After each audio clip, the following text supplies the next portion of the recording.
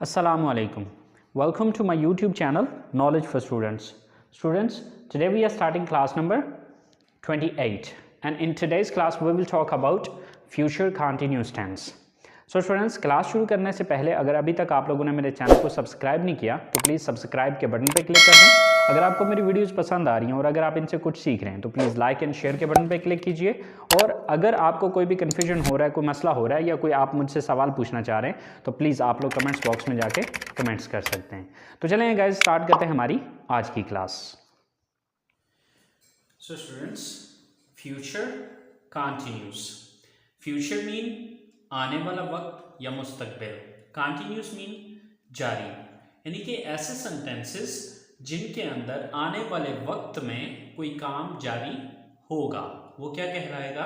Future continuous tense की sentences होंगे। ठीक है, सो इसकी जो डेफिनेशन लिखी है वो मैंने ये लिखी है कि ऐसे जुमले जिनमें आने वाले वक्त में कोई भी काम जारी होगा। ठीक है, यानी कि जिस आने वाले वक्त की हम बात कर रहे हैं उस टाइम पे ये काम हो रहा होगा, ये काम ख़त्म नहीं हुआ होगा बल्कि ये काम जारी होगा, उस वक्त हो रहा होगा। ठीक है, उर्दू जुमलों में पहचान क्या है इसकी कि उर्दू जुमलों के आखिर में रहा होगा, रही होगी और रहे होंगे वगैरह आता है। ठीक है, जैसे कि मैं कहता हूँ कि जी कल इस वक्त आप सो रहे होंगे, हम इस वक्त अपनी क्लास ले रहे होंगे, हम जो है वो फलां काम कर रहे होंगे, आप ये कर रहे होंगे, आप वो कर रहे होंगे, लेकिन ये जो भी बात हो रही होगी ये आने वाले वक्त के लिए बात हो रही होगी।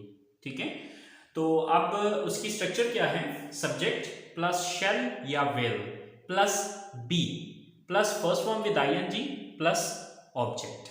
अच्छा स्टूडेंट्स, यहाँ पर मैंने आपको एक चीज़ बताई थी कि हम पास्ट में प्रेजेंट में फर्स्ट फॉर्म यूज करते हैं, पास्ट में सेकंड फॉर्म यूज करते हैं और फ्यूचर में फर्स्ट फॉर्म के साथ विल या शेल लगाते हैं। ठीक है, तो अच्छा, अब जो प्रेजेंट कंटिन्यूअस टेंस हमने पढ़ा था वहां पर हम इज एम आर यूज कर रहे थे। जैसा कि मैंने आपको बताया था कि ओरिजिनल फॉर्म जो है ये बी वर्ब होता है, लेकिन एज अ हेल्पिंग वर्ब जब हम इसको फर्स्ट फॉर्म में यूज करते हैं तो हम इज एम आर में कन्वर्ट कर लेते हैं इसको। ठीक है, लेकिन ओरिजिनली ये वर्ब क्या है?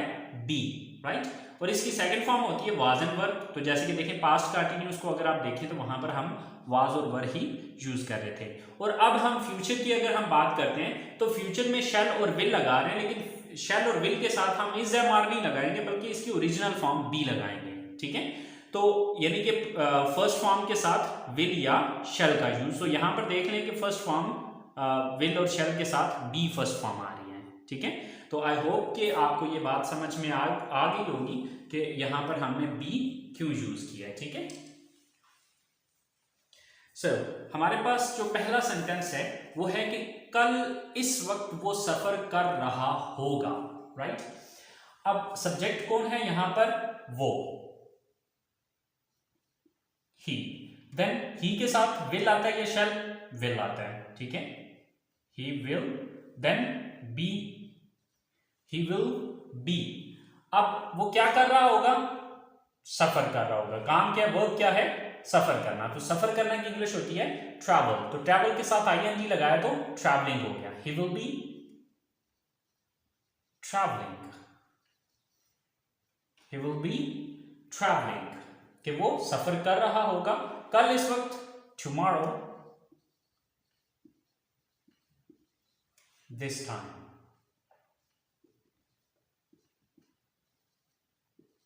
So he will be traveling tomorrow at this time. So he will be traveling tomorrow at this time. वो कल इस वक्त सफर कर रहा होगा। नेक्स्ट सेंटेंस है हमारे पास कि हम 10 बजे अपनी क्लास ले रहे होंगे। सो सब्जेक्ट कौन है? हम, we. Then with we use shall, we shall. Then be, क्या कर रहे होंगे? क्लास ले रहे होंगे। तो लेना की इंग्लिश है take. So take with ING, taking. We shall be taking, क्या ले रहे होंगे? अपनी class, a class. We shall be taking a class 10 बजे at 10 o'clock. So we shall be taking our class at 10 o'clock. अच्छा, shall की जगह आप अगर will be यूज करेंगे तो that's fine, ये रॉन्ग नहीं है, ठीक है। So last sentence है हमारे पास कि आलिया रात को इस वक्त सो रही होगी, right? So subject Alia, so with Alia we will use will be. Alia will be. Verb क्या है, काम क्या कर रही होगी, सो रही होगी, sleeping. Alia will be sleeping. रात को इस वक्त, at night, at this time. So Alia will be sleeping, Alia सो रही होगी, at night, रात को, at this time, इस वक्त, right? So आने वाले वक्त में जो भी काम जारी होगा उसके लिए हम क्या यूज करेंगे, फ्यूचर कंटिन्यूअस टेंस यूज करेंगे। उसका फॉर्मूला लगेगा और उसमें फॉर्मूला क्या है, सब्जेक्ट प्लस शैल और will plus be plus first form with ING plus object and full stop. So students, ये हमारे पॉजिटिव सेंटेंसेस थे। अच्छा, अब स्टूडेंट्स एक बहुत ही काम की चीज आपको बताने लगा हूं कि अगर हमारे पास दो या दो से ज्यादा हेल्पिंग वर्ब आ जाए, अगर किसी सेंटेंस में हमारे पास दो या दो से ज्यादा हेल्पिंग वर्ब आ जाए तो उस सूरत में फिर हमने नेगेटिव या इंट्रोगेटिव बनाते हुए क्या करना है, ठीक है। अब ये चीज आपने याद रखनी है कि अगर हमारे किसी एक सेंटेंस के अंदर दो या दो से ज्यादा हेल्पिंग वर्ब आ रहे हैं तो आपने जब उसका नेगेटिव बनाना है तो आप ये कंफ्यूज हो जाते हैं कि नॉट कहां पर लगाया जाए, क्योंकि मैंने आपको बताया था कि अगर किसी सेंटेंस के अंदर हेल्पिंग वर्ब मौजूद हो तो हेल्पिंग वर्ब के बाद नॉट लगाना है, ठीक है। तो अब यहां पर तो हमारे पास दो हेल्पिंग वर्ब आ रहे हैं, विल, बी, राइट। तो अब हमें ये देखना है कि विल के बाद नॉट लगाना है या बी के बाद। तो इसका फॉर्मूला ये है कि आने वाला जो भी पहला हेल्पिंग वर्ब होता है, आने वाला जो भी पहला हेल्पिंग वर्ब होता है उसके बाद नॉट लगाना है। तो हमारे पास दो हेल्पिंग वर्ब्स हैं, आई मीन विल, बी, तो हम क्या करेंगे कि विल के बाद नॉट लगाएंगे, ठीक है, क्योंकि हमारा पहला हेल्पिंग वर्ब ये है, ठीक है। तो इसके बाद हम विल और शैल के बाद नॉट लगा देंगे, ठीक है। सो इसका नेगेटिव क्या बनेगा, subject plus shell will plus not, क्योंकि पहला हेल्पिंग वर्ब शैल या विल है, इन दोनों में से कोई एक है, ठीक है। तो इसके बाद नॉट लगाएंगे, then be, then first form with ING and then object, ठीक है। तो चलिए देखते हैं इसके negative sentences. So students, negative sentences बनाने के लिए जो हमारी स्ट्रक्चर है, जैसे कि नेगेटिव का आपको पता है कि वो सेंटेंसेस है जिसमें नहीं का लफ्ज आता है, ठीक है।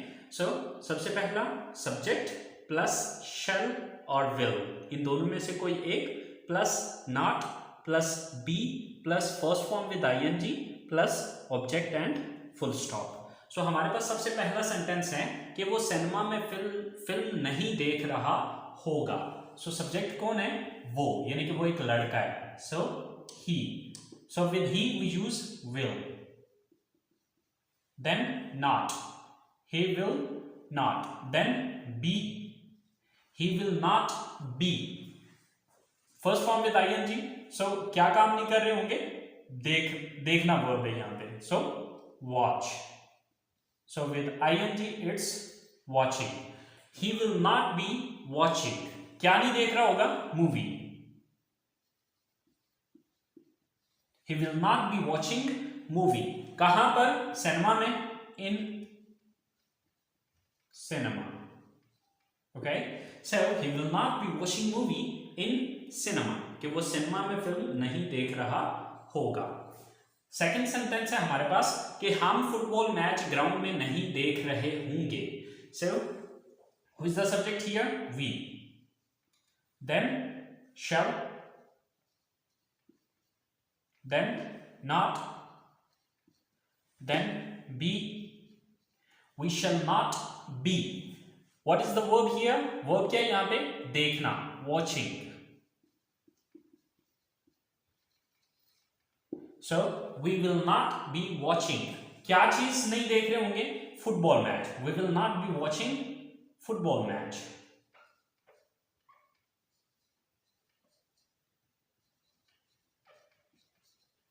कहां पर, ग्राउंड में, in ground. So we shall not be watching football match in ground. कि हम ग्राउंड में फुटबॉल मैच नहीं देख रहे होंगे. अच्छा, लास्ट सेंटेंस है हमारे पास कि आप अपने शागिर्दों की रहनुमाई नहीं कर रहे होंगे. So who is the subject here? You. Then will, then not, then be. Subject will not be, यानी कि you will not be.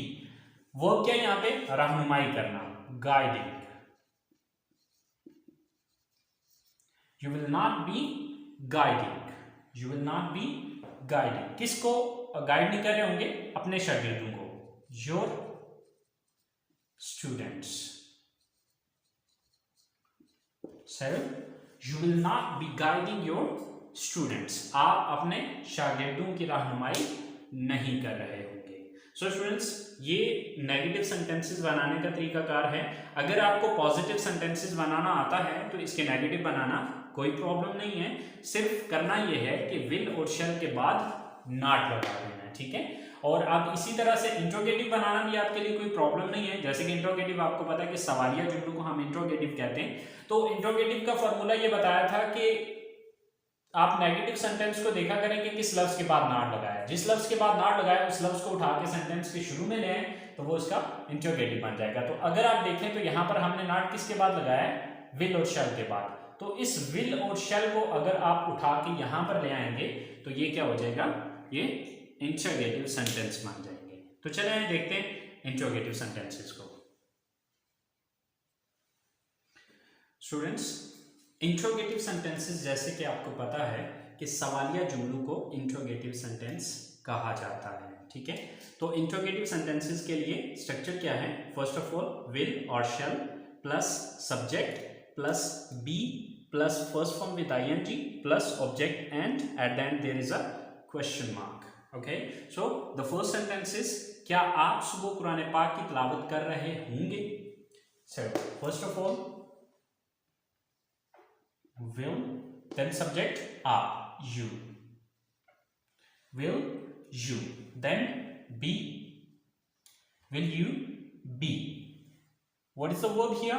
तिलावत करना. So तिलावत करना की इंग्लिश होती है recite. तो ing लगेगा तो reciting. So will you be reciting? किस चीज की? कुरान पाक की, the holy Quran.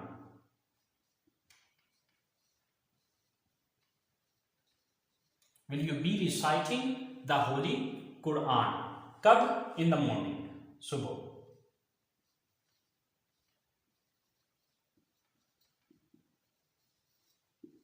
So, will you be reciting the Holy Quran in the morning? कि क्या आप सुबह कुरान पाक की तिलावत कर रहे होंगे? नेक्स्ट सेंटेंस है, क्या वो अपने इम्तहान की तैयारी कर रहे होंगे? So first of all will और शैल, तो क्योंकि सब्जेक्ट कौन है? वो, यानी कि वो ज्यादा है. सो दे के साथ शैल नहीं आता, विल आता है. सो पहले विल लगेगा. विल, देन सब्जेक्ट वो, तो वो ज्यादा की इंग्लिश क्या होती है? They. Will they, then be, will they be. अब वर्ब की फर्स्ट फॉर्म आईएनजी के साथ, तो वर्ब क्या है? इम्तिहान की तैयारी करना. सो तैयारी करना, डूइंग प्रिपरेशन, यानी कि डू का मतलब होता है करना. तो आईएनजी लगाया तो डूइंग हो गया. Doing preparation.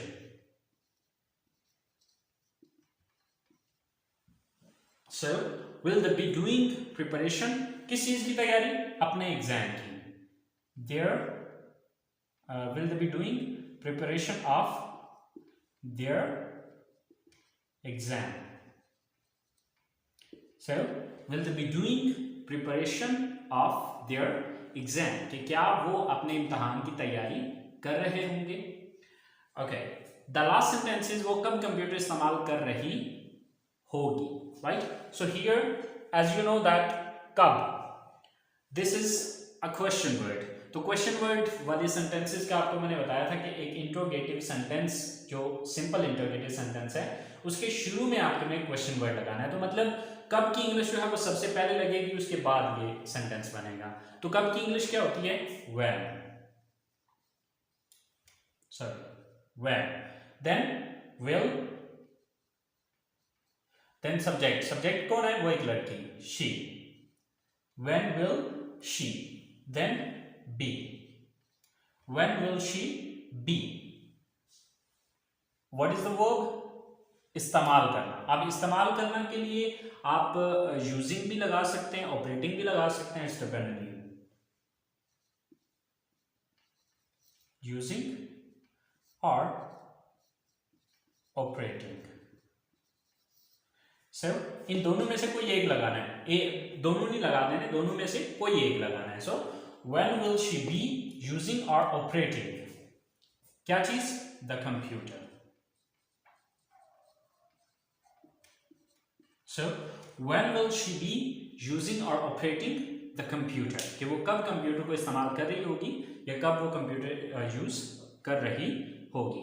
सो स्टूडेंट्स, ये है हमारे फ्यूचर कंटिन्यूअस टेंस के इंट्रोगेटिव्स। आई होप सो आप लोगों को इसकी समझ आ गई होगी, लेकिन फिर भी अगर आपको कोई कंफ्यूजन होता है तो यार प्लीज़ आप लोग कमेंट्स बॉक्स में जाके कमेंट्स कीजिए, इंशाल्लाह मैं आपको गाइड कर दूंगा। तो आज की क्लास यहीं पे ख़त्म करते हैं। इंशाल्लाह ज़िंदगी रही तो अगली क्लास में आपके साथ मुलाकात होगी। तब तक अपना बहुत सारा ख्याल रखिएगा, दुआओं में याद रखिएगा। अल्लाह हाफ़िज़।